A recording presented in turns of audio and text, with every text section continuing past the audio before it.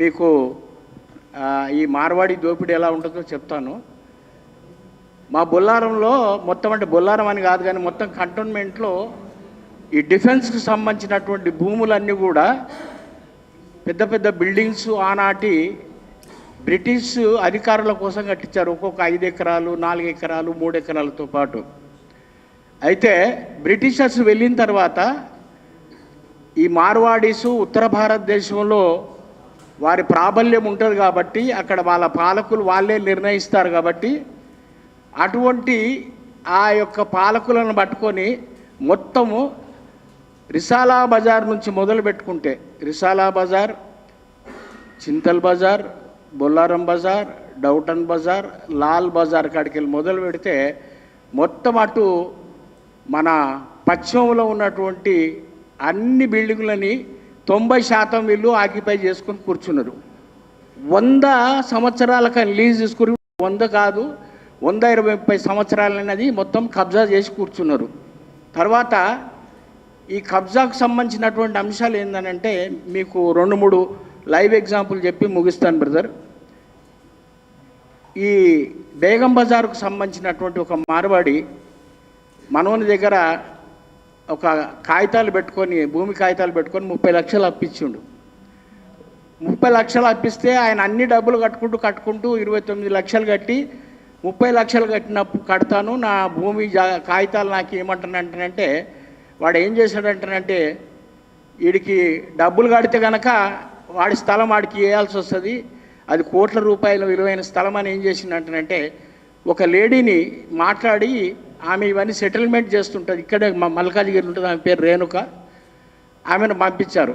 పంపిస్తే ఆమె ఒంటరిగా వెళ్ళదు కదా, ఒక డ్రైవర్ నెంబర్ పెట్టుకొని వెళ్తే వాడు ఏం ట్రిక్ అంటే ట్రిక్ అంటే ఎప్పుడు వాళ్ళు చేసేదే, ఆ పైసలు పోయి అడగనీకి వస్తే వాళ్ళ పెళ్ళాం జాకెట్ చింపేసుకొని బయటకు వచ్చి నన్ను ఇటు రేప్ చేయడానికి వచ్చిండని చెప్పి పోలీసులు పోయి కంప్లైంట్.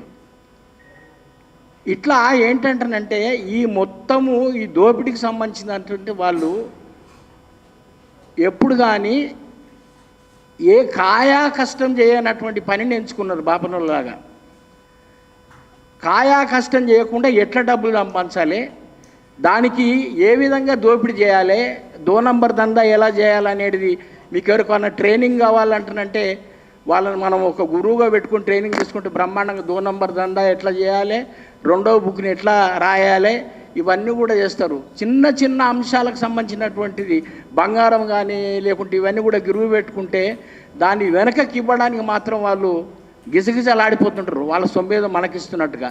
నా మిత్రులారా, ఈ విషయంలో నేను కొంత చరిత్ర లోపలికి వెళ్ళి మా అన్న పృథ్వీరాజ నా మధ్యలో బద్రీ విశాల్ పిత్తి గురించి చెప్పాడు.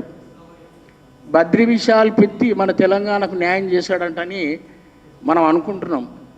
అయితే ఆయన పాపం వాళ్ళ మార్వాడి సమాజం మొత్తం ఆంధ్రలో వచ్చిన తర్వాత వాళ్ళ బిజినెస్లు, వాళ్ళ సినిమాలు, వాళ్ళ యొక్క అభివృద్ధిని చూసి ఇట్లయితే మనం మార్వాడి గుజరాతీ వాళ్ళ మీద బతకడం కష్టం కాబట్టి దీనికి ఉద్యమాన్ని చేయాలి. ఉద్యమాన్ని చేయాలంటే మళ్ళీ మన ఉస్మానియా యూనివర్సిటీ స్టూడెంట్స్ గతయి దానికి సంబంధించినట్టు ఉద్యమాన్ని మొదలు పెడితే దాన్ని సదాలక్ష్మి గారు, కొండా లక్ష్మణ్ బాబు గారు మొదలు పెడితే మళ్ళీ మా చెన్నారెడ్డి సార్ గారు వచ్చి దాన్ని ఆక్యుపై చేసుకున్నాడు. ఈ చెన్నారెడ్డి గారికి డబ్బులన్నీ కూడా వెనకకెళ్ళి సప్లై చేసింది ఎవరై అంటారంటే బద్రీ విశాల్ పిత్తి గారు. మరి ఆయన మన మీద ప్రేమ, తెలంగాణ వాళ్ళ మీద ప్రేమ ఉండి చేశారా? ఈ మార్వాడీలు ఎవరికి సాయం చేసినా జో సహారా దేగా ఓ ఇషారా కరేగా. మా కాంశీరామ్ మహానుభావుడు ఏమన్నాడంటే ఎవడైతే నీకు సాయం చేస్తున్నట్టుగా నిజంగా ముందుకు వస్తాడో వానికి వెనకాలేవో ఉంటాయి మతలబు, అలాంటి సాయం చేస్తూ మోసం చేసి మన భూములు, మన జాగాలు, మన ఆస్తులు కబ్జా చేసేటువంటి ఒక దుర్మార్గులు ఈ దేశంలో ఎవరైనా ఉన్నారంటే వాళ్ళు ఈ సింధీ మార్వాడీసులు. వీళ్ళకి సంబంధించినటువంటి చరిత్ర గతంలో తీసుకుంటే వీళ్ళు దేశపోలే గారు అసలు. తూర్పు యూరోపు, పశ్చిమ ఏషియా నుండి వచ్చినటువంటి ఆర్యులు, వాళ్ళ సంతతికి సంబంధించినటువంటి వాళ్ళు. వీళ్ళకి సంబంధించినటువంటి కట్టు బొట్టు మొత్తం ఒకనాడు ఎన్నడైనా సుఖ చెమటగార్చి నీవు అరే దుక్కి దున్నలేదు, ఏ మొక్క నాటలేదు, పంట పండిన నాడు వచ్చి పొలమంతా కలియదిరిగి, పంట పండిన నాడు వచ్చి పొలమంతా కలియదిరిగి 10 బస్తాల ధాన్యం కొడుకో పంటకు తీసుకెళ్తావు. మా కోమటోళ్ళు ఊర్లలో ఉంటే మమ్మల్ని తల్లి కొడుకుని చూసుకున్నట్టు చూసుకుంటారు. ఏమైనా అప్పిస్తే కూడా ఒక్క బస్తా బియ్యం ఇస్తే ఒక్క బస్తా బియ్యానికి సంబంధించినటువంటిదే తీసుకుంటారు. కానీ నా కొడుకు ఒక్క బస్తా వాడు సాయం చేస్తే 10 బస్తాల ధాన్యం వాడికెళ్ళి దొబ్బుకెళ్ళిపోయి 10 బస్తాల ధాన్యం కొడుకో పంటకు పట్టుకెళ్తావు. బడి మాదే గుడి మాదే భారతదేశం మాదే సకల సంపదలిచ్చే భూతల్లి ఒడి మాదే. ఎడపచ్చాగున్నదంటే ఆడికొచ్చి వాలుతాడు, తెగలుచ్చా పనులు చేసి అధికారం పొందుతాడు. కాళ్ళెడా పెట్టిన గాని మతమంటలు రేపుతాడు, కాళ్ళెడా పెట్టిన గాని మతమంటలు రేపుతాడు. కంజాతి నీచులంటే ఇలను మించి నొల్లు లేరు, బడి మాదే గుడి మాదే.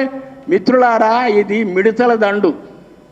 మిడతల దండు అంటే మీకు అందరు తెలుసు, ఊర్లలో పుట్టి పెరిగినాం మనం. అది చేను మీద పడ్డదంటే కళ్ళు మూసి కళ్ళు తెరిచినంత సేపట్లో చేను ఖతం. ఈ మార్వాడి గుజరాత్ మన మీద పడ్డదంటే మొత్తం మనుషులే అర్థమైపోతారు. కాబట్టి మిత్రులారా, మీరు ఒక చిన్న రిక్వెస్ట్ ఏంటంటే, మనం ఇంత దోపిడీ అవుతుందా అంత దోపిడీ అవుతుందా అనే దానికి ఎవిడెన్స్ ఏంటి? మనకి ఎవిడెన్స్గా మనం చేయాల్సిన పని ఏంటంటే, ఒక నిజ నిర్ధారణ కమిటీ, నక్సలైట్ చచ్చిపోతే వీళ్ళు చచ్చిపోతే వాళ్ళు చచ్చిపోతే నిజ నిర్ధారణ కమిటీలు వేసుకుంటూ వెళ్తాం కదా మనం. ఇప్పుడు మనం చేయాల్సిన పని ఏంటంటే నిజ నిర్ధారణ కమిటీ వేయాలి. ఈ భారతదేశంలో వీళ్ళు ఎక్కడికెళ్ళి వచ్చిర్రో మీకు అందరికీ తెలుసు. కానీ ఇక్కడికి వచ్చిన తర్వాత వీళ్ళ షాపులు ఎక్కడెక్కడ ఉన్నాయి, ఆ షాపులలో పనిచేసే వాళ్ళు ఎవరు, అసలు మన దేశానికి సంబంధించినటువంటి ఇక్కడ ఈ తెలంగాణ ప్రాంతంలో పుట్టి పెరిగిన వాళ్ళకి ఏమన్నా జాబులు ఇస్తురా లేదా, ఇవ్వకపోవడానికి గల కారణాలు ఏంటిదని కూడా మనము మొత్తం అంత సమాజానికి తెలియజేయాలంటే కాంచీరామ్ ఒకటే చేశాడు, అన్ని లెక్కలు తీశాడు. అయ్యా 100 రూపాయలు వస్తే నీకు 10 రూపాయలే వస్తుందిరా, 90 రూపాయలు నువ్వు కడుతున్నావు, 10 రూపాయలు నీకు వెనుకకిస్తురు, మొత్తం 90 రూపాయలు తీసుకుంటే లెక్కలతో సహా చూపెట్టినందుకే ఆయన ఆ యొక్క పెద్ద రాష్ట్రంలో మరి ఈ యొక్క రాజ్యాన్ని తీసుకొచ్చి ఒక మామూలు స్త్రీలో చేతిలో పెట్టాడు. అట్లా లెక్కలు తీసి వాళ్ళ దొంగతనాలన్నీ బయట పెట్టాలంటే మనం కొంత వర్కౌట్ చేసుకొని ఈ ఎక్కడెక్కడ వీళ్ళు దోపిడీ చేస్తున్నారు, ఎలా జిఎస్టీని ఎగడగొడుతున్నారు, ఎలా డబల్ దందాలు చేస్తున్నారు, ఈ అవాలా కేసులు ఎట్లా చేస్తున్నారు అని చెప్పేసి మనం ఎవిడెన్స్తో సహా బయట పెడితేనే ఈ యొక్క దుర్మార్గానికి అడ్డుకట్టబడుతుందని తెలియజేసుకుంటూ, మిత్రులారా, ఈడు గోరక్షకులు అంట. అయ్యా మరి గోవులెన్నడు గాయనోడు, గోవు పెండ తీయనోడు, గో ఉచ్చ మాత్రం తాగుతాడు, వీడు దేశభక్తుడు అంట. ఈ దేశభక్తులు అంటారంటే వాళ్ళని సమర్థించే దేశభక్తులను చూస్తే నాకు విచిత్రం అనిపిస్తుంది. అరే నేను ఇట్లా దేశాన్ని దోపిడీ చేసుకుంటే దేశానికి నష్టం చేస్తున్న వాళ్ళని సమర్థిస్తూ వీళ్ళు గొప్ప హిందూ ధర్మాన్ని రక్షించే వాళ్ళంటే వీళ్ళు ఇంతకంటే పెద్ద దేశద్రోహులు అంటే వీళ్ళే. కాబట్టి మిత్రులారా, ఇలాంటి మరి దుర్మార్గాన్ని అడ్డుకోవాలంటే మన పృథ్వీరాజన్ లాంటి వాళ్ళు, ఇక్కడ అన్నం ఇట్లా లాంటి వాళ్ళు పెద్దలు అందరూ ఉన్నారు. మాకు చేతనైంది ఏంటంటే ఒక అంశానికి సంబంధించినటువంటి జనాన్ని చైతన్యం చేయడానికి ఒక సాంస్కృతికంగా పాటలు పాడడమో ఇంకోటి చేయడానికి మేము ఎల్లప్పుడూ సిద్ధంగా ఉంటామని తెలియజేసుకుంటూ, మరి నాకు ఈ అవకాశం ఇచ్చిన మీకు అందరూ హృదయపూర్వక జై భీములు. Thank you very much. Thank you sir. Sir ఒక మాట మాట్లాడుతూ మనము మందు తాగుతామని చెప్పిండు. వాస్తవమే సార్, మేము మందు తాగుతాం కానీ వాళ్ళకి ఆవుమూత్రం మాత్రం వేరే మూత్రాలు తాగలే. మన వాళ్ళు ఇంత కష్టం చేస్తారు, వడ్డర్లు ఉంటారు సార్, పొద్దుంతా కష్టం చేస్తారు, తాగుతూ ఇంత మందు తాగవచ్చు, వాళ్ళ వినబడతలేదు.